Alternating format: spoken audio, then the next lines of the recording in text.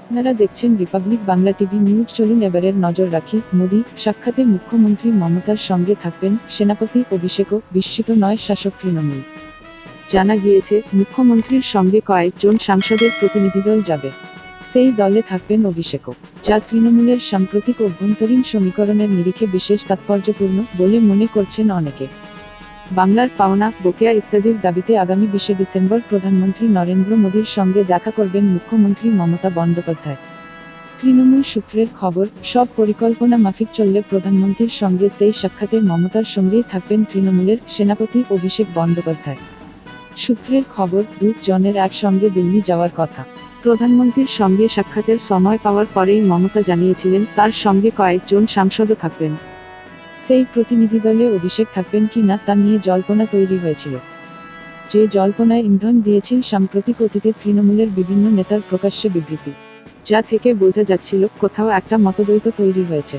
যদিও তৃণমূল প্রত্যাশিতভাবেই বিষয়টি ভিত্তিহীন এবং বিরোধীদের অপপ্রচার বলে উড়িয়ে দিয়ে এসেছে। তৃণমূলের একাধিক সূত্রের বক্তব্য, দুটি বিষয়ে ভিন্নমত এর একটি পরিসর তৈরি হয়েছিল। প্রথম, রাজনীতিতে অবসরের বয়সীমা। 2, দলের অন্দরে এক ব্যক্তি এক পদ নীতি। দুটি বিষয় নিয়েই দলের প্রথম সারির নেতাদের অনেকে প্রকাশ্যে মুখ খুলছিলেন, যাতে বিষয়টি নিয়ে জটিলতা আরও বাড়ছিল। অনেকে মনে করেন সেই জটিলতায় আরও ইন্ধন জমা পড়েছিল বাংলার লোকজনের প্রাপ্য বকেয়া অর্থের দাবিতে অভিষেকের নেতৃত্বে আন্দোলন আচমকাই খানিকটা গতি হারানোয়। উল্লেখ্য, বকেয়া নিয়ে অভিষেক গোড়া থেকেই আগ্রাসী আন্দোলনের পক্ষে। 21 জুলাইয়ের মঞ্চ থেকে তৃণমূলের সেনাপতি বাংলার বিজেপি নেতাদের বাড়ি ঘেরাওয়ের ডাক দিয়েছিলেন।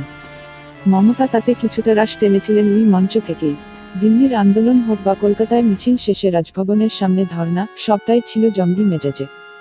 আন্দোলনের মেজাজ কি হবে তা নিয়েও তৃণমূলের মধ্যে বিভাজন ছিল বলে শোনা যায়।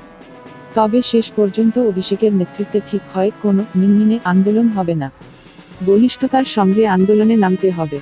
এই ধরনের নানা চাপানুতরের মধ্য দিয়েই তৃণমূল চলছিল বেশ কিছুদিন ধরে। তবে দলের অনেকেই মনে করেছিলেন পাহাড়ে পারিবারিক অনুষ্ঠানেই শৈত্য কেটে যাবে। সর্বময় নেত্রী এবং সেনাপতি জোটবদ্ধ হয়ে প্রশাসন এবং দলকে এগিয়ে নিয়ে যাবেন। সবার আগে সব খবর পেতে চ্যানেলটিকে সাবস্ক্রাইব করুন, লাইক, কমেন্ট, শেয়ার করুন।